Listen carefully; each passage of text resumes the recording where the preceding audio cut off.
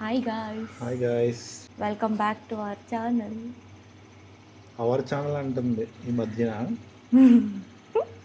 My channel నుంచి our channel అంటుంది.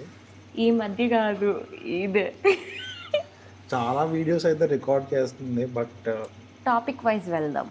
మేము అసలు వీడియోస్ ఎందుకు చేయలేదు, ఎందుకు పోస్ట్ చేయలేదు, ఎప్పుడు చెప్పేసోదేనా అని. కానీ కాదు, లైఫ్ చాలా మారింది. ఎస్, చాలా మారింది. సో టాపిక్ వైజ్ వెళ్దాం. నేను రాసుకున్నా కూడా. స్క్రిప్ట్ ప్రిపేర్ చేసుకున్నావా? స్క్రిప్ట్ కాదు, దేని గురించి మాట్లాడాలని.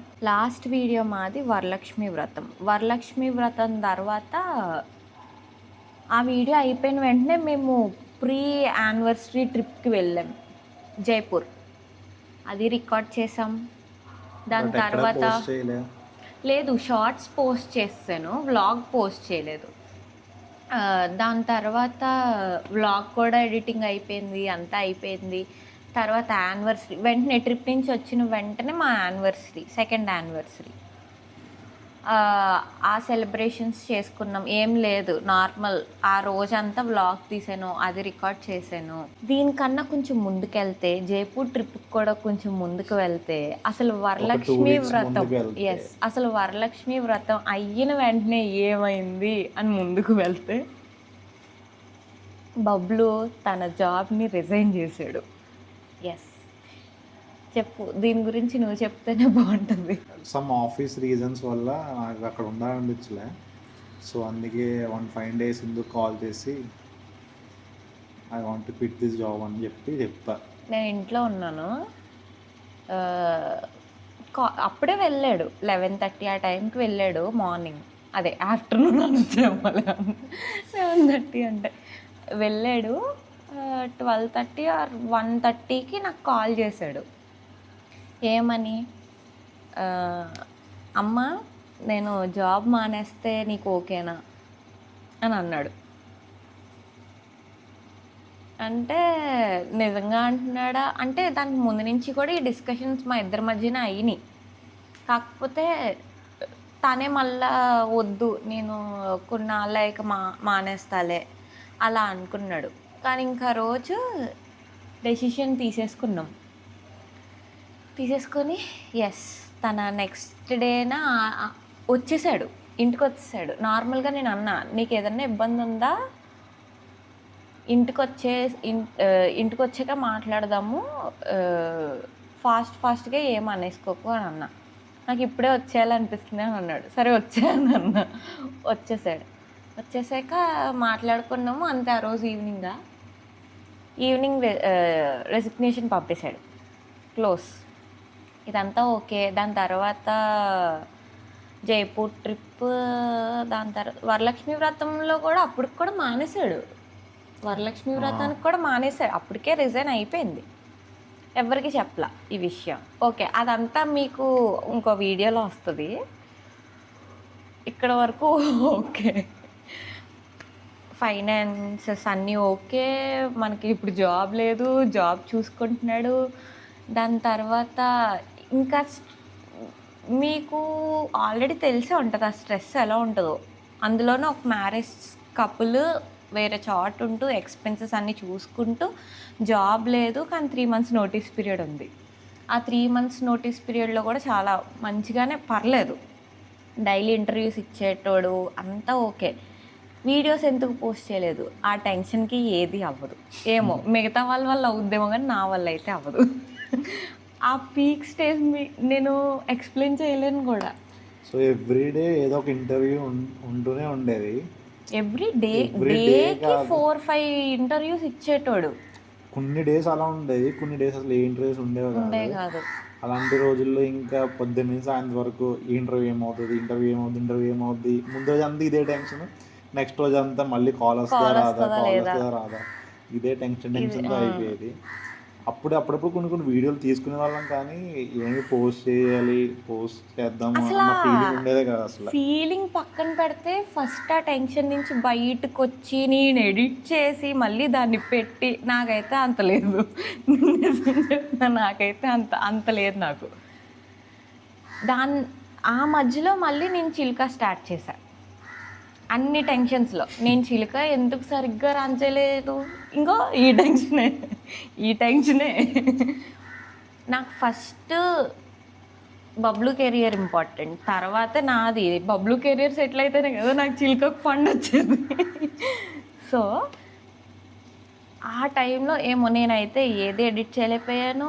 ఆ టెన్షన్ చెప్తున్నాను కదా, వీడియో పెట్టాలి అన్న థాట్ అయితే మైండ్లో లేదు, అసలు రాలేదు. ఫస్ట్ జాబ్ అంతే, తిన టెన్షన్ పడేవాడు, నేను చూసేదాన్ని. అది ఎలా ఉంటుందో మీకు ఎక్స్పీరియన్స్ చేసుంటే తెలుస్తుంది, ఎక్స్పీరియన్స్ చేయకపోయినా తెలుస్తుంది. అలా అయిపోయింది. దాని తర్వాత అక్కడ నోటీస్ పీరియడ్ వరకు ఉన్న టెన్షన్ వేరు.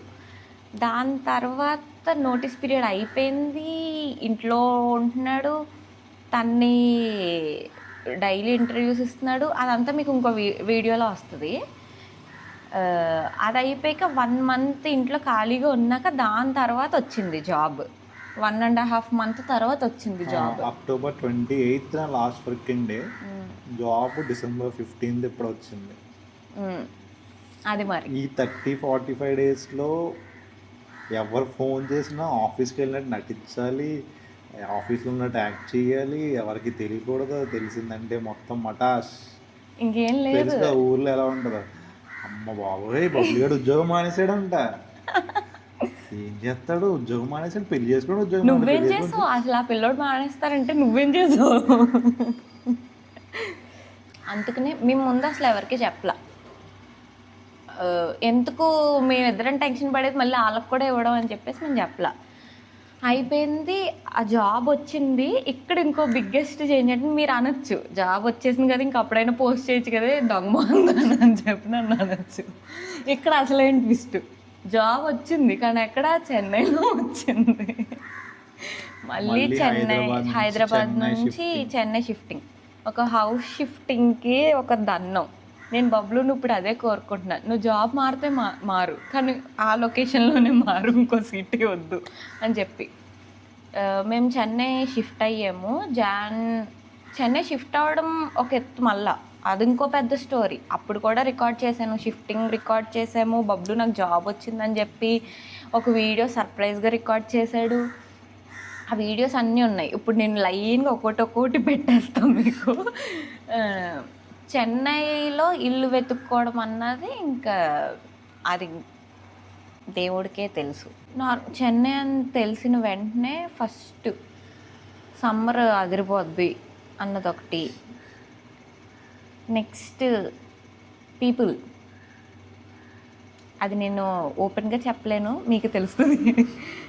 ఇంకోటి office politics, Chennai office. Next ఇల్లు దొరుకుతాయా దొరకవా, దొరికిన ఇల్లులు ఎలా ఉంటాయో మీకు తెలియదు. ఒక గోడకి పింక్ ఉంటుంది, ఒక గోడకి గ్రీన్ ఉంటుంది, ఇంకో గోడకి వైలెట్. అదంతా ఒకటే రూమ్, ఓకేనా? అలాగా వన్ సైడ్ అంతా కొంచెం ప్లెయిన్ కలర్స్ వాడతాము, కానీ ఇక్కడ అంతా కొంచెం మాస్ కలర్స్ వాడతారు అనమాట.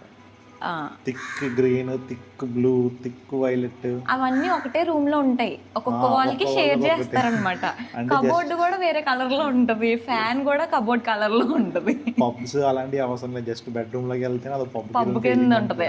మాకు తెలిసిన వాళ్ళు, తెలియని వాళ్ళు, అసలు ఊర్లో వాళ్ళు అసలు ఎవరైనా సరే, అమ్మో చెన్నయ్య అసలు జాబ్ వచ్చింది అని చెప్పాక చెన్నయ్య అని అనేసరికి నా గుండెల్లో రాయబడేది. అప్పటి వరకు దీనికి సంతోషంగానే ఉండేది. వన్స్ మేము ఊరు వచ్చిన తర్వాత అందరు ఇలా అంటుంటే, చెన్నై అంట ఫుడ్ బాగోదంట, మనుషులు బాగోదంట, వాటర్ బాగోవంట. అసలు చెప్తున్నాను కదా, ఒక్క పాజిటివ్ చెప్పలేదు, ఒక్క పాజిటివ్ లేదు. అలా అయితే ఇక్కడికి వచ్చాక 1 month అవుతుంది మేము వచ్చి. అసలు చెప్పిన దానికి ఇక్కడ చూసేదానికి మొత్తం రివర్స్. చెన్నై చాలా మంచిది గైస్. ఎవరైనా చెన్నై గురించి నిజంగా మాలాంటి వాళ్ళు ఎవరైనా ఉంటే చెన్నై గురించి ఒక బ్యాడ్ ఒపీనియన్ ఉంటే తీసేయండి, మైండ్లో నుంచి తీసేయండి. అది డిఫరెంట్ లొకేషన్ బట్టి కూడా ఉంటుంది. ఎక్కడో సిటీ బయట ఉంటే అక్కడ ఖచ్చితంగా అలానే ఉంటుంది. ప్రతి సిటీలోనూ ఒక పిచ్ ఏరియా ఉంటుంది కదా. చెన్నైలో కూడా అలాంటిది ఒక పిచ్ ఏరియా ఉంటుంది. ఏరియాని చూస్ చేసుకునే దాన్ని బట్టి ఉంటుందేమో అని నా ఫీలింగ్. మేము చూసేదానికైతే అసలు ఆఫీస్ నాకు 2.5 కిలోమీటర్స్ 3 కిలోమీటర్స్ వస్తుంది అంతే. ప్లస్ అన్ని ఇక్కడే దగ్గరగానే అన్ని ఉంటాయి. ప్రతిదీ మెయిన్ రోడ్ దగ్గరే. 1 ఇక్కడ నుంచి మాకు కిలోమీటర్ మెట్రో కనపడుతుంది. Metro 1.5 kilometre. రెంట్లు కూడా ఏమి పైకంటూ అస్సలు కాదు, మంచిగా హైదరాబాద్ ఉంటాయి. కన్నా ఇక్కడ తక్కువ రెంట్ తక్కువ రెంటే పే చేస్తాం మేము, చేస్తున్నాం. సో అండ్ ఎవరికైనా సో లక్కీ దట్ మా ఓనర్స్ అంత మంచోళ్ళు అయితే ఇంకా అసలు ఎవరు ఉండరేమో అనిపిస్తుంది నాకు, అంత నిజంగా. మంచోళ్ళు వాళ్ళు. నిజంగా. సో ఎవరైనా చెన్నై గురించి మరీ ఇంకా బ్యాడ్ ఇంప్రెషన్ ఏమన్నా ఉంటే వదిలేసుకోండి. మీరు వెతుక్కునే ఏరియా బట్టి ఉంటుంది. అది ఇది అంటారా, ఏమీ కాదు. వేస్ట్. ఇక్కడ కూడా వచ్చిన 10-20 డేస్ అవుతుంది మేము వచ్చి, అన్ని బిర్యానీలు తినేసాను. అంబూర్ స్టార్ బిర్యానీ, డిండిగల్ తలపాకట్టి, నందిని, సర్వణ భవనం, అన్ని గీతం వెజ్, సంగీత, అన్నీ ఆల్మోస్ట్ అన్ని రెస్టారెంట్స్ కవర్ చేస్తాం ఆల్రెడీ. అయిపోయింది. A to B. ఇక్కడ కూడా హైటెక్ సిటీలానే ఉంటుంది, నన్ను నమ్మండి. కాకపోతే ఒకటే చోట అన్ని బిల్డింగ్లు ఉండవు కానీ ఎక్కువ ఇండివిజువల్ బిల్డింగ్స్ ఉంటాయి. ఎక్కువ మేము ఉంటాయి. కూడా ఇండివిజువల్ బిల్డింగ్. సో మీకు నెక్స్ట్ నుంచి ఫస్ట్ జైపూర్ వ్లాగ్ పెడతాను, నెక్స్ట్ యానివర్సరీ వ్లాగ్ వస్తుంది. అంటే మీకు మళ్ళీ కంటిన్యూషన్ అనమాట. వద్దు నెక్స్ట్ ఏం వస్తుందో అని వాళ్ళకి చెప్పకూడదు అప్పుడే. ఈ వీడియో వచ్చిన ఒక 2 డేస్కి ఫస్ట్ జైపూర్ వస్తుంది, దాని తర్వాత ఇంకోటి వస్తుంది, దాని తర్వాత ఇంకోటి వస్తుంది. ఓకే, ఈసారి చూడండి, ఎవరు అన్సబ్స్క్రైబ్ చేసుకోకండి. నిజంగా ఇన్ని 6 months నుంచి వ్లాగ్స్ వీడియోస్ ఏం రాకపోయినా కూడా సబ్స్క్రైబర్స్ కౌంట్ అప్పుడు ఎంత ఉందో ఇప్పుడు కూడా అంతే ఉంది. సేమ్ అంతే ఉంది. సో అందరికీ చాలా థ్యాంక్స్, చాలా చాలా థ్యాంక్స్. చాలా చాలా థ్యాంక్స్. అండ్ నాకు బబ్లు నాకు ఒకటి నేర్పాడు, ప్రతి వీడియోలోనూ ఏదో వచ్చేనా వెళ్ళిపోయినా అన్నట్టు ఉండకూడదంట, అడగాలంట సబ్స్క్రైబ్ చేసుకోండి, అడగాలంతే కదా. సో మమ్మల్ని ఎవరైనా కొత్తగా చూస్తుంటే, నా పేరు సింధు అండ్ చెప్పు నీ పేరు చెప్పు. సింధు వాళ్ళ హస్బెండ్.